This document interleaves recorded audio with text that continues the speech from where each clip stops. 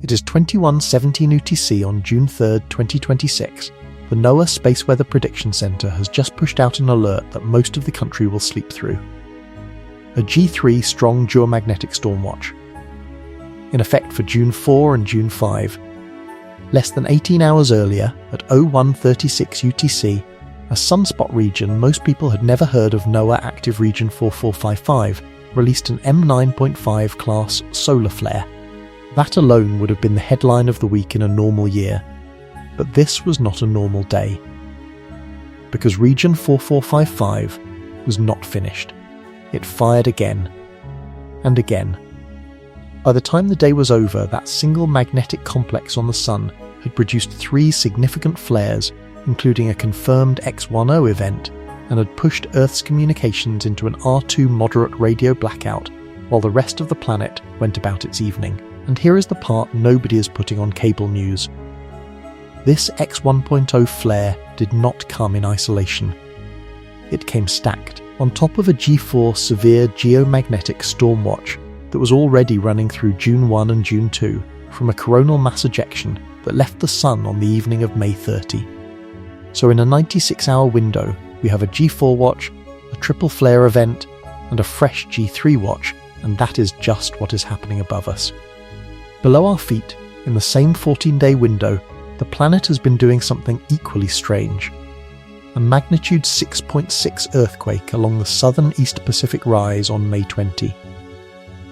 A magnitude 6.9 in Chile shortly after.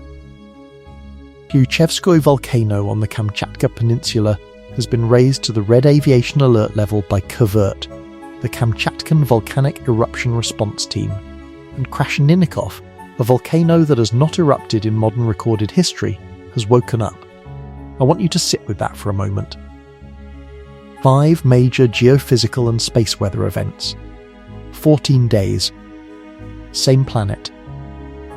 Same window. And almost no mainstream outlet is connecting them on the same page. So here is the question this entire video is going to answer. Is this the random clustering of unrelated phenomena that statistics says we should occasionally see? Or is the data telling us something about a deeper pattern that scientists are finally starting to take seriously? Stay with me. What I'm about to walk you through changes the way you see this planet. This channel exists for one purpose: to decode what the planet is telling us using real data from real agencies. No speculation dressed as fact, no fear without context. Every claim you'll hear in the next 2 hours is sourced NOAA, USCAS, NASA, ESA, Smithsonian Global Volcanism Program, CVERT, Kyoto University. If you've found this channel, you're already someone who wants signal, not noise. Hit subscribe, hit the bell, because the next briefing is already being researched. Here is your roadmap. We're going to start with a precise chronology of what Region 4455 did over the last 96 hours, second by second. Then we're going to unpack the physics, what an X-class flare actually is, what a coronal mass ejection actually does to the magnetosphere, and why the KP index matters. Then we layer in the seismic data. Then the volcanic data. Then the historical comparisons. And finally, the part most people skip what you can do about it before the next event arrives.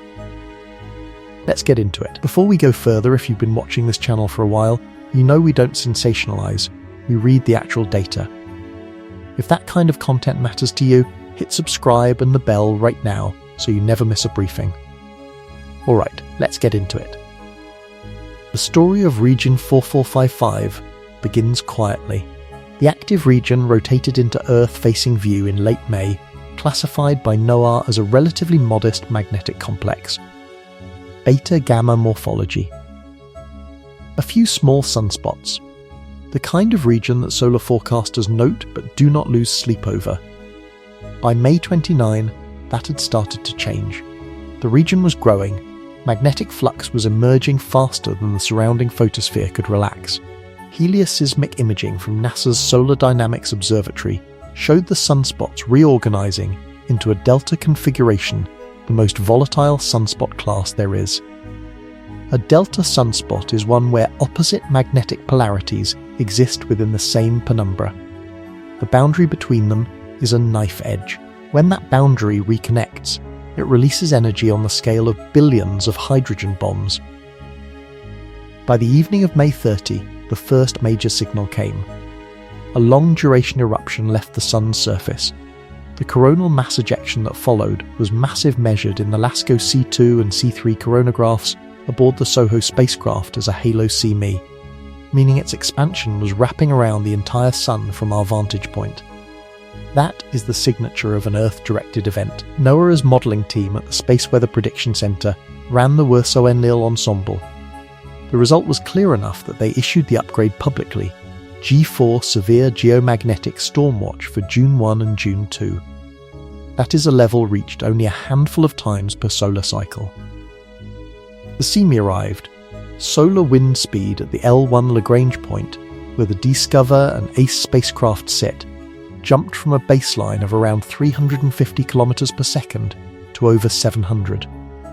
The interplanetary magnetic field rotated southward the orientation that allows solar wind energy to couple directly into Earth's magnetosphere. KP indices climbed. Aurora was visible as far south as the northern United States. Power grid operators at PJM Interconnection and ERCOT received automated alerts. Airlines rerouted polar flights. The Hochf radio bands went quiet across the day side of the planet. And then, before that disturbance had even finished propagating through the magnetotail, region 4455 fired again. June 3rd, 01:36 UTC. M9.5 class flare. The R2 radio blackout it triggered was logged within minutes by the NOAA D region absorption product. Less than 24 hours later, the region produced an M7.9. And then the X1.0, the third and most powerful flare of the cluster. But what the initial reports completely overlooked is something far more significant. And that's where this story gets genuinely alarming, because when NOAA issued the G3 watch at 21:17 UTC on June 3, they did not just cite the new flares, they cited the configuration of the active region itself. Region 4455 had reorganized again. The same delta complex was repositioning to face Earth more directly. Translation: the next event from this region, if it comes and the magnetic energy is still loaded, would not be a glancing blow. It would be a direct hit. And we have been here before. We have seen exactly this kind of stacked configuration in solar cycle history. In each prior case, what followed was either the most quiet anticlimax of the year or the most consequential geomagnetic event of the decade. There is almost no middle ground with a delta region this active. Why? Because of how solar flares actually work. To understand the next 72 hours of forecast, you need to understand the underlying physics. So let me walk you through it the way I wish someone had explained it to me. Picture the surface of the Sun. It is not solid. It is plasma-ionized gas in which the electrons have been stripped from the nuclei. Plasma carries magnetic field lines with it. When the Sun rotates, the equator moves faster than the poles, a behavior called differential rotation. Over weeks and months, that differential rotation twists the magnetic field lines into ropes. Those ropes rise. They emerge through the photosphere as sunspots. And when two sunspots of opposite polarity are pushed against each other, the twisted field lines between them are forced to reconnect. Reconnection is the trigger. When it happens, magnetic energy is converted directly into kinetic and radiative energy in seconds. Electrons are accelerated to nearly the speed of light. Plasma is heated to 20 million Kelvin. X-rays and extreme ultraviolet radiation flood outward in every direction. That is a flare. A coronal mass ejection is something different but related. If the reconnection event is large enough, it does not just radiate energy. It launches the overlying plasma, a piece of the Sun's atmosphere, sometimes containing more mass than Mount Everest, into space at speeds between 250 and 3,000 kilometers per second. That cloud, called the ejector, carries its own internal magnetic field. And that is what matters when it reaches Earth. Because Earth has a magnetic field too. And when those two fields meet, The result depends entirely on their orientation. If the CMEs magnetic field is pointed northward, what physicists call northward BEs, almost nothing happens. The two fields repel, Earth's magnetosphere flexes a little, and the CME slides past us. If the CME's magnetic field is pointed southward, the two fields cancel each other on the day side. The magnetopause, the outer boundary of Earth's magnetic shield, compresses solar wind plasma is allowed inside. It funnels down toward the polar regions. It rings the planet in giant electrical current systems. The aurora ignites.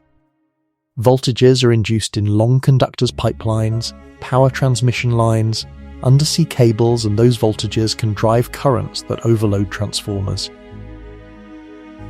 The simplest way I have ever heard it described is this. The solar wind is a pressure hose. The magnetosphere is a balloon. Most days, the balloon flexes when the hose blows on it, and that is the end of the story. But when the hose contains a payload, a CME, with the right magnetic orientation, the balloon does not just flex. It deforms. It compresses. Its dayside boundary, normally sitting at about 10 Earth radii out, can be pushed down to less than 6 Earth radii. Geosynchronous satellites suddenly find themselves outside the protective shield, exposed to direct solar wind. And the geomagnetic disturbance you measure on the ground is exactly the signature of that reshaping. The KP index is how we quantify it. KP is a planetary average of magnetic field disturbance measured at a network of ground magnetometers around the world. It runs from 0, which means quiet, to 9, which means an extreme storm. A KP of 5 is the threshold of a G1 minor storm. KP6 is G2 moderate. KP7 is G3 strong. KP8 is G4 severe. KP9 is G5 extreme. The G3 watch in effect for June 4 and 5 means NOAA expects KP values to reach at least 7. That is high enough to push aurora down to the latitude of Oregon, Pennsylvania, Iowa, and as far as parts of Texas and Alabama if conditions go to the upper end. It is high enough to disturb GPS positioning systems to the centimetre, which sounds trivial until you remember that precision agriculture, autonomous heavy machinery, surveying drones, and aviation approach systems all depend on it.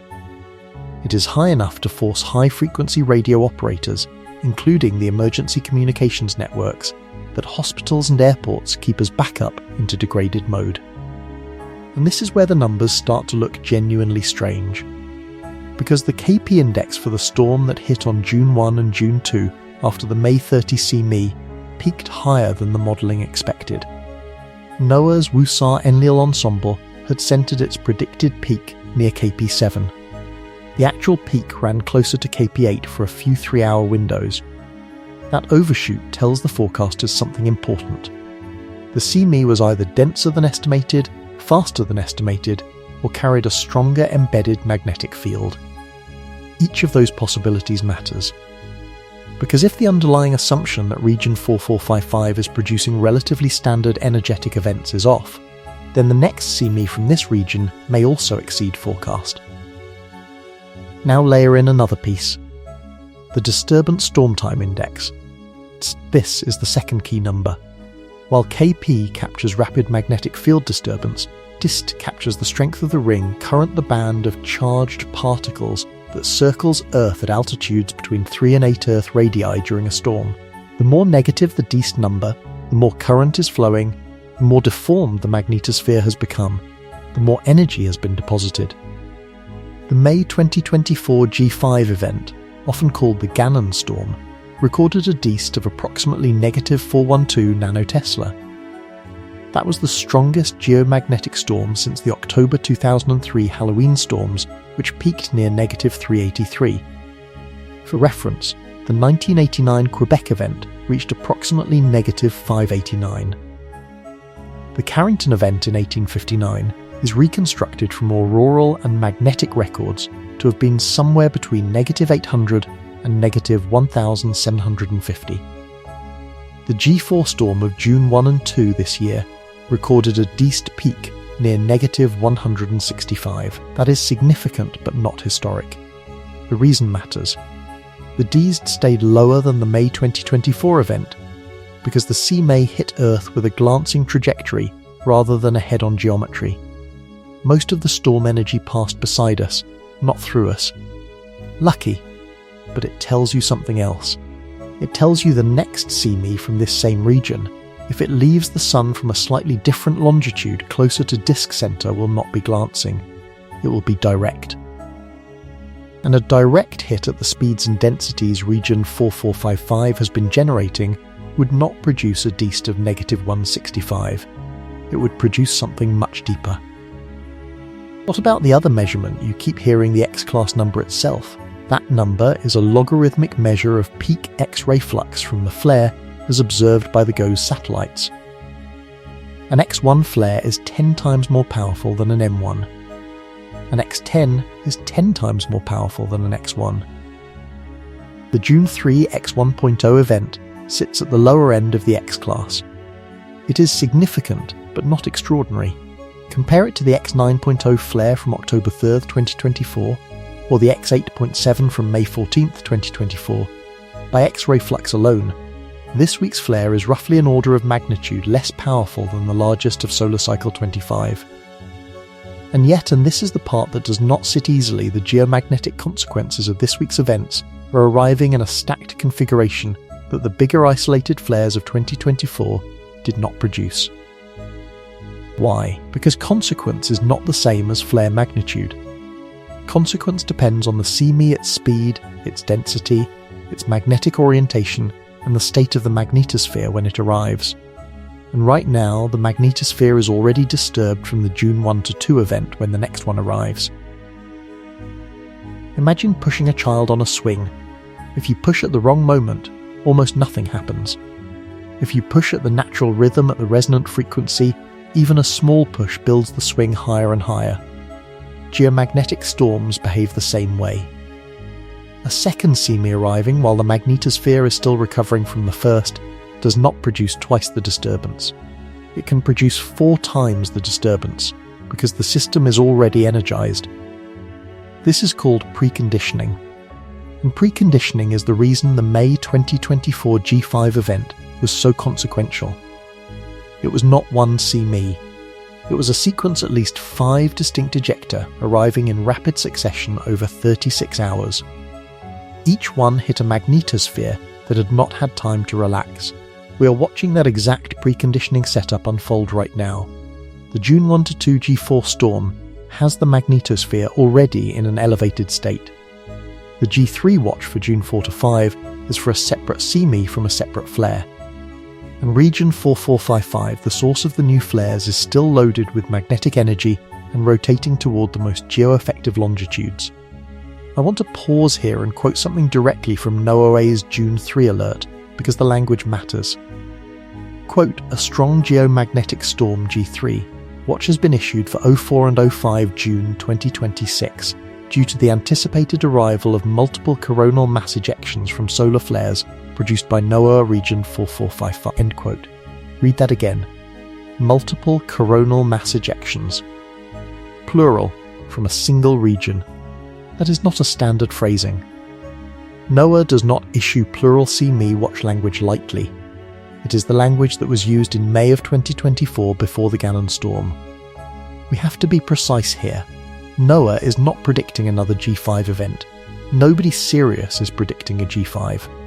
What NOAA is saying is that the configuration of region 4455, combined with the stacking of CMEs already in transit, is sufficient to warrant a G3 strong geomagnetic storm watch.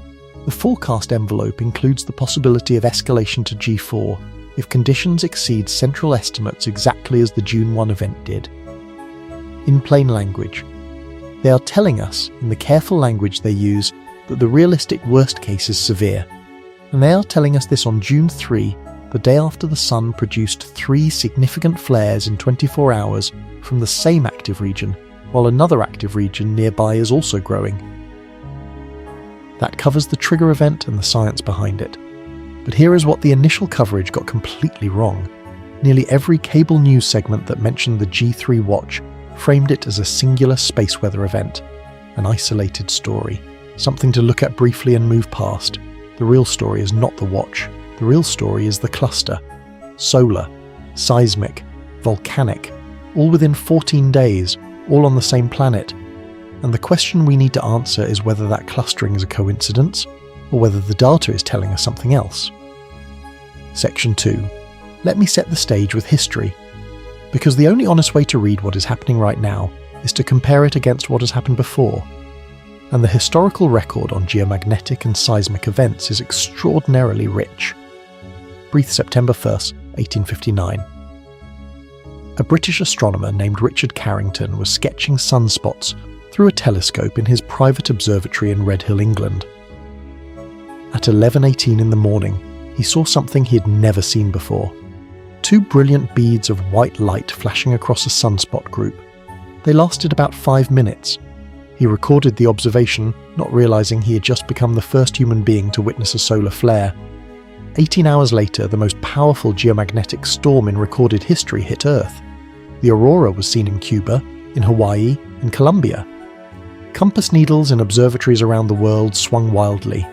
Telegraph lines, the planet's first long-distance electrical infrastructure, burst into flame in offices in Boston, Philadelphia, and Paris.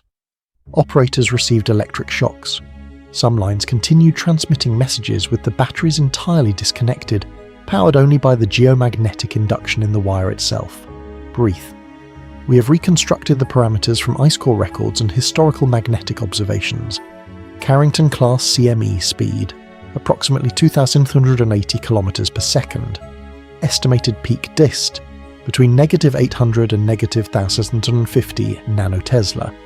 The recurrence interval, based on radionuclide records of similar events in the past 2,000 years, is estimated by NASA and ESA at roughly once every 100 to 250 years. We are well within that window now. Pause. March 13th, 1989, the Quebec blackout.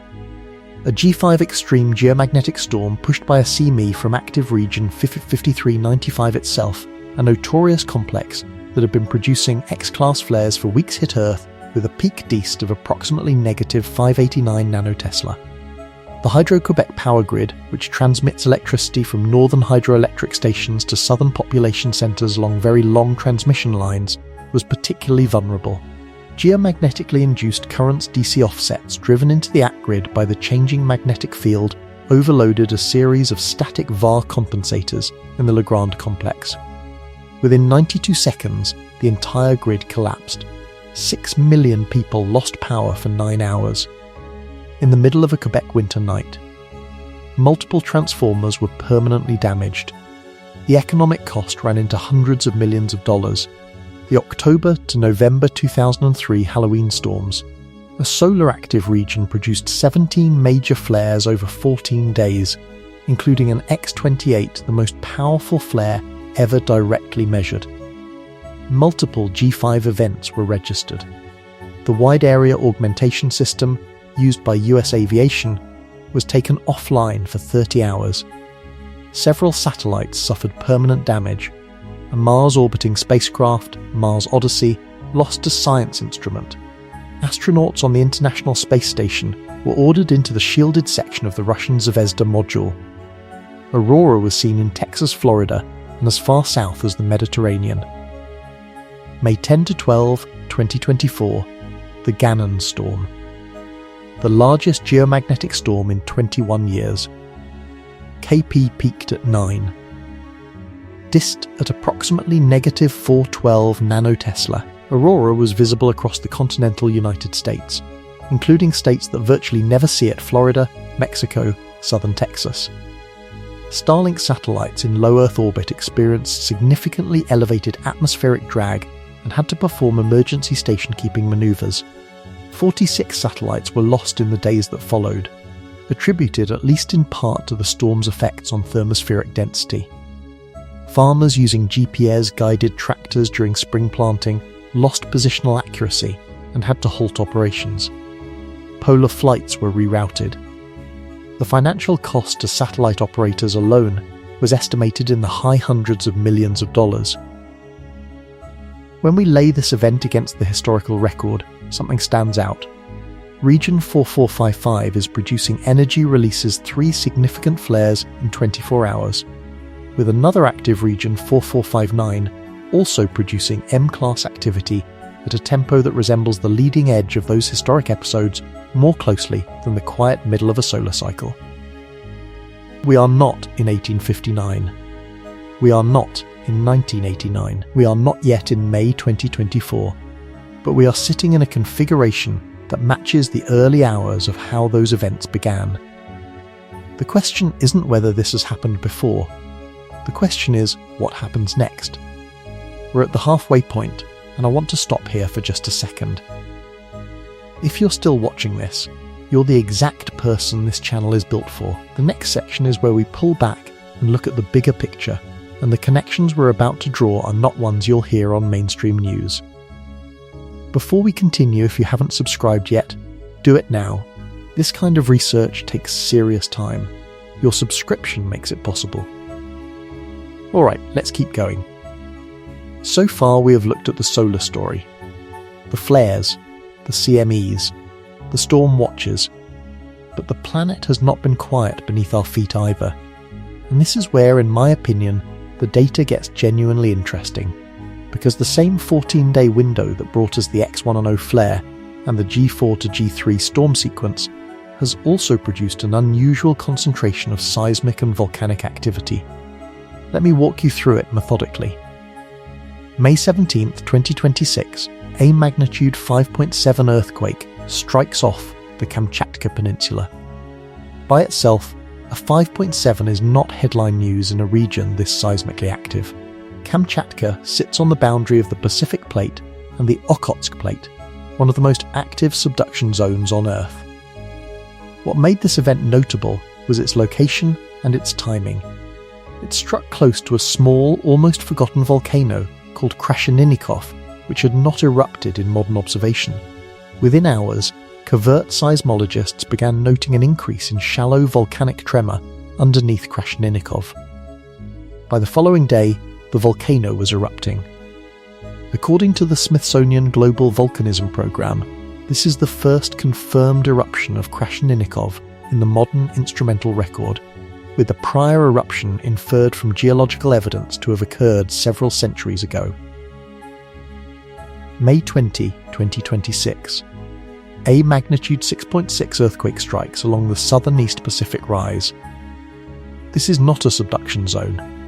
The East Pacific Rise is a mid-ocean ridge, a divergent plate boundary, where the Pacific Plate is spreading away from the Nazca Plate. Earthquakes along ridges are typically shallow and rarely exceed magnitude 6. A 6.6 on the East Pacific Rise is the kind of event that makes seismologists at USCS recheck their algorithms.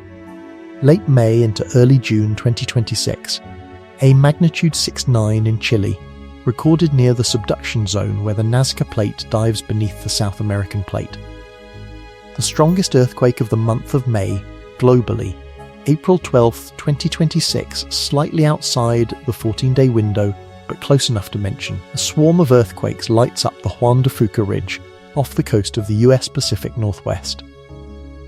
The Pacific Northwest Seismic Network reported the swarm continuing for days, with hundreds of small events. The Juan de Fuca Ridge feeds into the Cascadia subduction zone, the fault system that, when it next releases fully, will produce the magnitude 8 to 9 event that disaster planners have been warning about for decades. March 26, 2026, a magnitude 6.5 strikes off Honshu, Japan, a shallow event in a region that is no stranger to seismic activity, but one that nonetheless triggered J-alert tsunami advisories and pulled the country's earthquake early warning system into emergency mode. And we have the volcanic activity. Klyuchevskoy, the tallest active volcano in Eurasia. Sitting on the Kamchatka Peninsula along with Krasheninnikov and a cluster of other active systems. Covert raised the aviation colour code to red. The red code is reserved for eruptions that are either in progress with significant ash emission or imminent with high confidence. Ash plumes from Kamchatka eruptions disrupt trans-Pacific flight routes regularly. Krasheninnikov is the historical anomaly. Klyuchevskoy is the high-impact actor. Both are now active. simultaneously? Now, here is the question that responsible scientists have been wrestling with for over a century. Is there any causal link between solar activity and seismic or volcanic activity on Earth? The official position of the United States Geological Survey is unambiguous. Quote, "It has never been demonstrated that there is a causal relationship between space weather and earthquakes." End quote. That is from the USG's frequently asked questions page on this topic, and that position is scientifically defensible. The mechanisms that would have to operate to drive earthquakes from solar activity are not well established. The energies involved in geomagnetic storms, while enormous in atmospheric terms, are tiny compared to the strain energies stored in tectonic faults. A G5 storm deposits roughly 10 to the 18th joules of energy into the magnetosphere over hours. A magnitude 7 earthquake releases roughly 10 to the 15th joules in seconds at a totally different location and through a totally different physical pathway. But the picture is not quite that simple, and this is the part of the data that made us build this entire video around it. Because the scientific literature on this question is not unanimous, and it has been getting more interesting in recent years, not less. In 2020, a paper published in Nature Scientific Reports presented a statistical analysis of 7 decades of seismic and solar data. The authors, a team led by Vito Marchitelli at the University of Salento in Italy, examined approximately 20,000 earthquakes of magnitude 5.6 or greater between 1996 and 2019, and cross-correlated them against solar proton density and solar wind speed data from the SOHO mission. They found a statistically significant correlation. Specifically, large earthquakes were more likely to occur during periods of elevated solar proton density at high temporal correlation lags of around 24 hours. The proposed mechanism, which the authors were careful to label as hypothesis rather than fact, was that increased ionospheric current during geomagnetic disturbance could induce subtle changes in stress at the interface between Earth's lithosphere and astronosphere, potentially nudging already loaded faults closer to failure. In 2024, researchers at Kyoto University extended the analysis. They proposed a more specific mechanism involving the geoelectric potential difference between the ionosphere and the ground during major storms, and how that potential difference could affect water migration along fault zones, particularly in regions where high-pressure pore fluids are known to play a role in earthquake nucleation. Again, the language was hypothesis, not certainty. But the Kyoto group's correlations, when restricted to the largest earthquakes, were stronger than the random distribution predicted by the null hypothesis. What does this mean? It means the official USG's statement is technically accurate. No causal relationship has been demonstrated, while at the same time, the statistical record contains correlations strong enough that a small but growing number of serious researchers are no longer dismissing the question. The honest scientific position is that the jury is out. The data is suggestive. The mechanisms are speculative. The energy budgets are problematic. But the correlations are not zero, and they are not getting weaker as we collect more data. They are getting slightly stronger. And when we overlay these datasets, the NOAA SWIP Solar Activity Log, the USG's Earthquake Catalogue, the Smithsonian Volcano Bulletin, the ionospheric monitoring data from the Total Electron Content Network for the 14-day window from May 20 to June 3, 2026, what we see is a clustering of major events that is statistically unusual, not impossible, not unprecedented. But sitting on the edge of the distribution that random chance alone produces. The mathematics here is important, so let me make it concrete. In a typical 14-day window, the USG's catalogue records roughly 2 to 4 magnitude 6 or larger earthquakes globally. We have at least 3 in this window: the East Pacific Rise 6.6, the Chile 6.9, and the Honshu 6.5 if we extend the window slightly. 2 volcanoes on Kamchatka are actively erupting, one of them for the first time in centuries. One active sunspot region has produced 3 significant flares, including an X1.0. 2 CMEs are en route to Earth, with a G3 watch in effect. Each of those events alone is, statistically, ordinary. The probability that they all cluster in the same 14 days is closer to the tail of the distribution, not the deep tail. But the noticeable shoulder. there is another data layer I want to bring in here. The Schumann resonance. The Schumann resonances are extremely low-frequency electromagnetic oscillations in the cavity between Earth's surface and the ionosphere. The fundamental frequency sits at approximately 7.83 Hz. The amplitude and frequency of these resonances are sensitive to ionospheric conditions, particularly to geomagnetic disturbance. Independent monitoring stations, the Tomsk station in Russia, the Cumiana station in Italy, the HeartMath station in California, have all reported elevated Schumann resonance amplitudes during the May 30 to June 3 window, consistent with the major geomagnetic activity that NOAA was tracking. That is expected. What is interesting is that some of the same stations have, historically, also reported subtle anomalies in resonance behaviour in the hours preceding several major earthquakes. The mechanism, again, is speculative. The correlation, again, is not zero. I want to be very careful here. I am not telling you that solar storms cause earthquakes. The USGS does not say that. NOAA does not say that. The mainstream scientific position is that they do not. What I am telling you is that the question is being asked in peer-reviewed venues by serious researchers using large datasets, and the answers are not as clean as we used to think.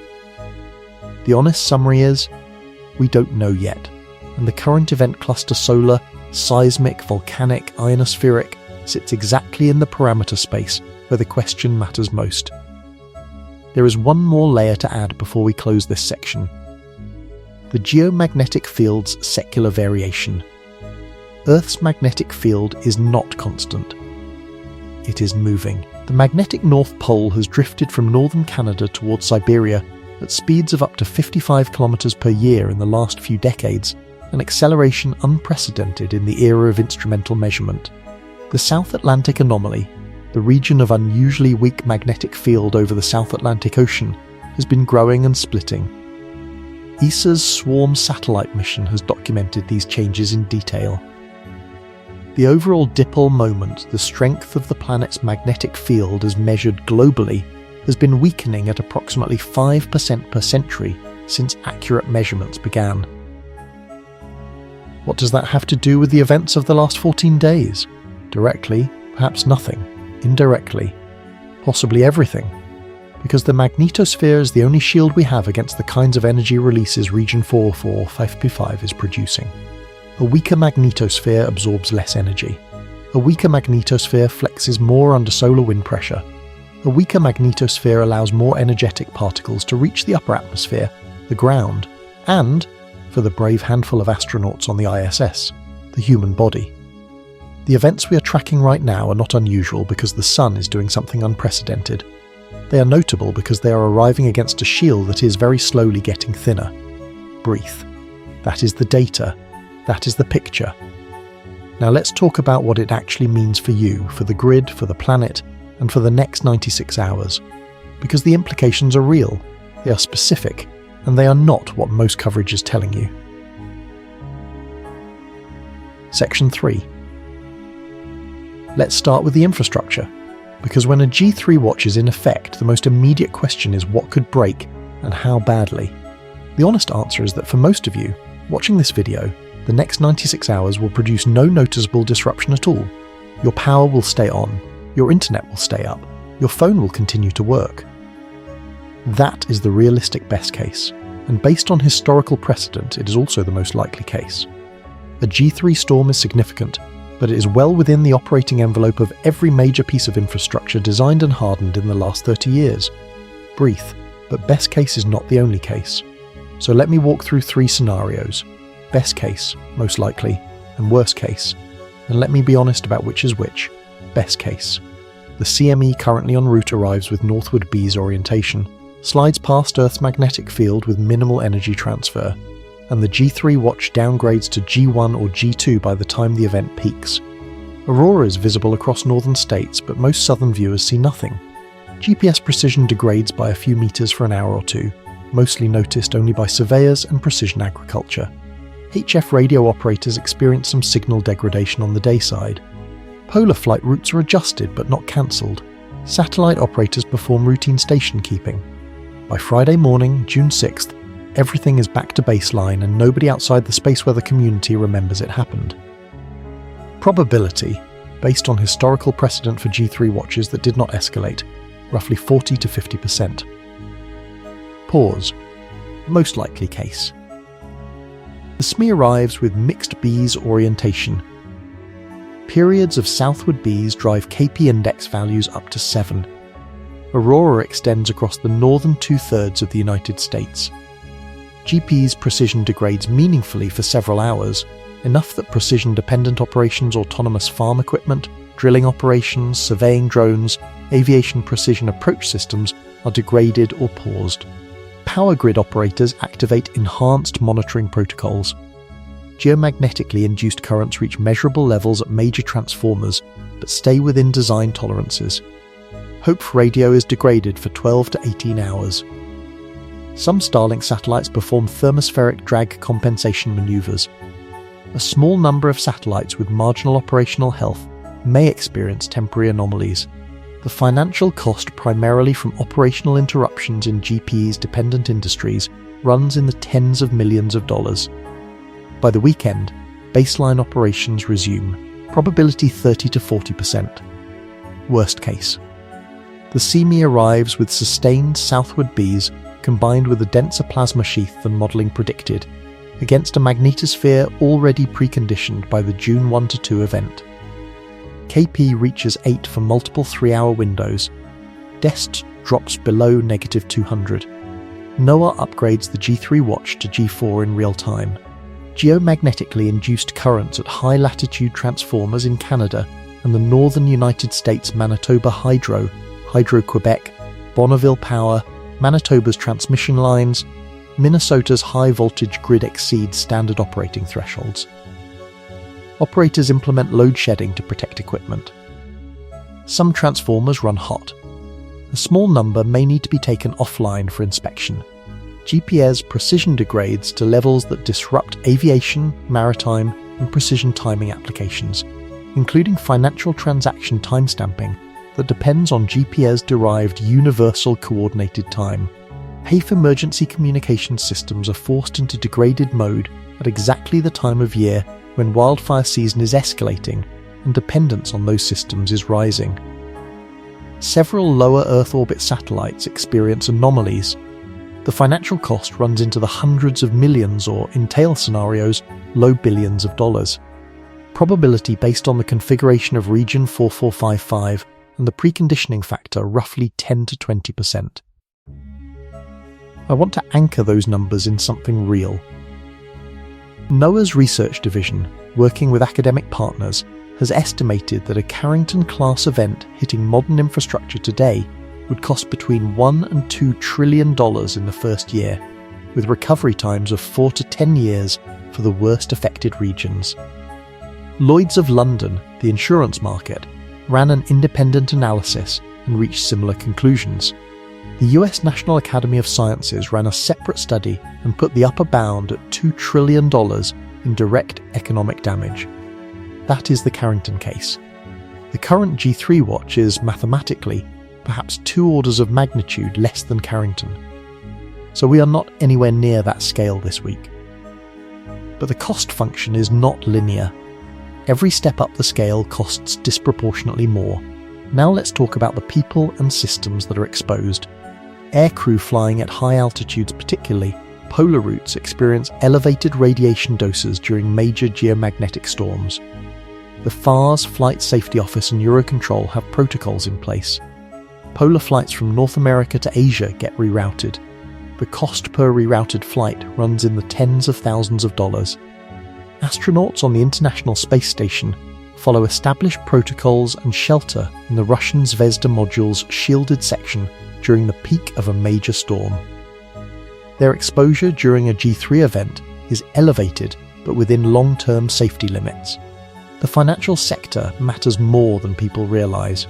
High-frequency trading systems, interbank settlement systems, and power grid synchronization all depend on extremely precise time signals accurate to nanoseconds derived in part from GPS satellites.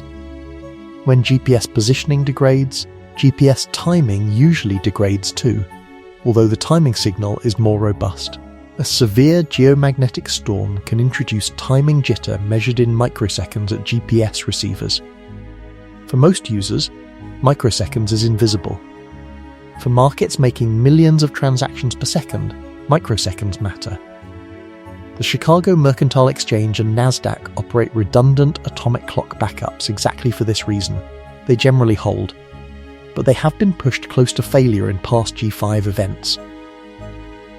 Pipelines are another exposure point that almost no coverage discusses. A long oil or gas pipeline running in a roughly north-south orientation across high latitudes acts as an enormous antenna for geomagnetically induced currents. Those currents flow through the pipeline metal, through the cathodic protection systems designed to prevent corrosion, and can accelerate corrosion at weak points. Pipeline operators across Canada, Alaska, and Northern Europe monitor for this. During the 1989 Quebec event, pipeline operators recorded current spikes large enough to require investigation of weld integrity in multiple sections. But there is one factor that almost no coverage of this event has mentioned, and it is arguably the most important detail in this entire story. It is solar cycle position. Solar cycle 25, the current cycle peaked, broadly, around October of 2024. We are now on the descending limb. Conventional wisdom in solar physics is that the descending limb of a cycle is quieter than the ascending limb. But that conventional wisdom is wrong in one specific way that matters here. The largest geomagnetic storms of solar cycle 23 did not occur at solar maximum. They occurred 2 to 3 years after solar maximum, on the descending limb. The Halloween storms of October to November 2003 happened 2 years after cycle 23's peak. The October 2024 X9.0 flare and the May 2024 G5 storm happened at and around peak. But the largest historical events, Carrington, Quebec, and the 1859 record, occurred during the declining phase of their respective cycles. Why? Because by the time a cycle is declining, the Sun's magnetic field has built up complex large-scale structures. The active regions that emerge tend to be fewer in number, but on average, larger and more magnetically intricate. The probability of producing a single massive event in any given month declines, but the magnitude of the events that do occur is, on average, higher. We are, right now, sitting in exactly the part of the solar cycle where the historical record predicts that the most consequential events of the cycle are most likely to occur. Not certain, not predicted, but statistically favoured. Region 44355 fits that profile. Region 4459 fits that profile. The configuration of the Sun's polar field reversal, now well underway, fits that profile. None of this is a forecast. All of it is context. Now, what do you do about it? This is the section that matters most, because the entire purpose of this kind of briefing is not to leave you scared, it is to leave you capable. So here is what you can actually do, today in practical terms. First, set up real-time monitoring. There are a small number of tools that the space weather community uses, and they are all free or nearly so. NOAA Space Weather Prediction Center at swpc.noaa.gov is the source of truth for US forecasts and alerts. Bookmark it. The dashboard at the top of the page tells you, at a glance, the current KP index, the current X-ray flux, and any active alerts, watches, or warnings. For mobile users, the Space Weather Live app available on iOS and Android provides push notifications when alert thresholds are crossed. The independent space weather news site at spaceweather.com publishes a daily summary with imagery and analysis. For ionospheric monitoring, the total electron content maps from NOAA's CTIPE model and the International IGS network are accessible online. For seismic monitoring, the USG's Earthquake Hazards Program at earthquake.usgs.gov is the source. The interactive map shows all recorded events globally in near real time, filterable by magnitude. For phone-based notifications, the USG's Shake Alert system for the US West Coast and similar national systems in Japan, Mexico and Italy provide early warning seconds to tens of seconds before strong shaking arrives. Sign up if you live in a covered region. For volcanic activity, the Smithsonian Global Volcanism Program at volcano.si.edu provides a weekly bulletin of all activity worldwide, plus daily updates for elevated alert systems. Covert's English language bulletin covers Kamchatka. The Iceland Met Office covers Icelandic systems. The Indonesian Volcanological Survey covers Indonesia. These agencies generally publish their primary data in real time. Second, beyond monitoring, prepare, and here let me be specific, because vague preparation advice is useless. A 72-hour emergency kit kept in your home should include, and the recommendations come directly from FEMA and from emergency management agencies in multiple jurisdictions, 1 gallon of water per person per day for at least 3 days, non-perishable food for at least 3 days, a battery-powered or hand-crank radio, a flashlight with spare batteries, a first aid kit, a whistle, dust masks, plastic sheeting and duct tape, moist towelettes, garbage bags, a wrench or pliers to turn off utilities, a manual can opener, local maps, a cell phone with chargers and backup battery. Beyond the standard FEMA kit, for the specific scenarios we have been discussing, add 3 things. First, a solar-charged power bank capable of running a phone for a week without grid power. The good ones are available for under $60. Second, an analog backup for any critical digital system. If you depend on a GPS for navigation, keep a paper map. If you depend on a smartphone for medical information, keep a printed copy. If you depend on a digital wallet, keep some emergency cash. Third, for those with technical inclination, a Faraday cage for 1 or 2 essential pieces of electronics, a backup phone, a handheld radio. The probability that you need it is small. The cost of building a basic one, a metal trash can with insulated interior, is under $50. Third, watch the actual data, not the headlines. The headlines lag the data by hours or days. Here are the specific thresholds to watch. KP index above 5 means a G1 storm is in progress, and you should pay attention. KP 7 or higher means G3, what we are watching this week, and you should monitor your local conditions. An X-class flare in real time, visible on the GOES X-ray flux dashboard, means a CME may be on the way, and you have between 18 hours and 4 days to prepare for its arrival. NOAA's Aurora forecast map will tell you the projected viewing line for the next 30 to 60 minutes. For seismic activity, watch for clustering multiple magnitude 5 or larger events in a small geographic area within a short time window.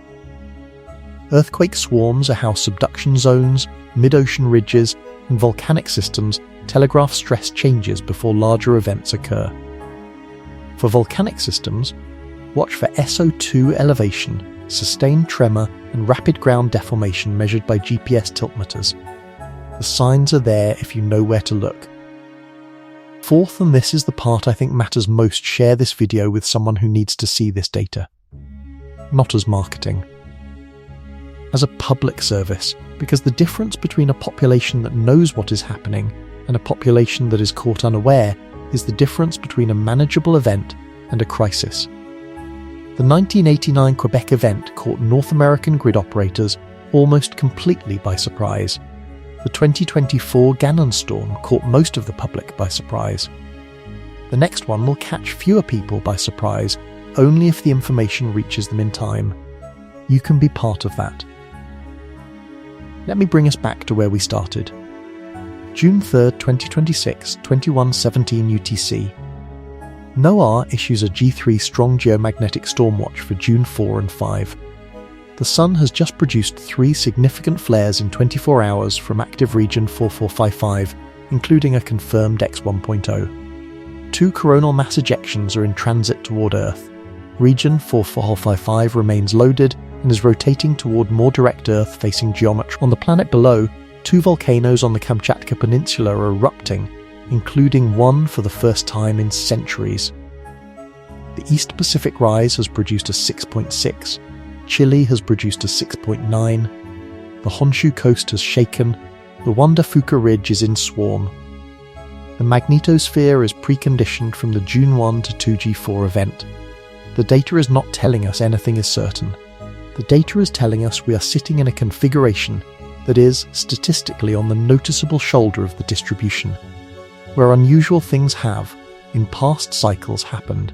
So here is what we covered in this video. First, 3 significant solar flares hit Earth's communication systems on June 3rd, with NOAA Active Region 4455 producing an M9.5, an M7.9 and an X1 tow in less than 24 hours, prompting the G3 strong geomagnetic storm watch for June 4 and 5. Second, that watch sits on top of a separate G4 event that already disturbed the magnetosphere on June 1 and 2, creating a preconditioned state where additional CMEs may produce disproportionately larger effects than their input energy would suggest. Third, the same 14-day window has brought us a magnitude 6.6 earthquake on the East Pacific Rise, a 6.9 in Chile, the first eruption in centuries of Krasheninnikov on Kamchatka, and a red aviation alert for Klyuchevskoy. While the question of whether geomagnetic activity and seismic activity correlate at large scales has moved, in the peer-reviewed literature, from dismissed to under cautious investigation. Fourth, we are sitting on the descending limb of solar cycle 25, which historically is the part of the cycle when the most consequential individual events have tended to occur, against a magnetosphere whose dipole moment has been measurably weakening.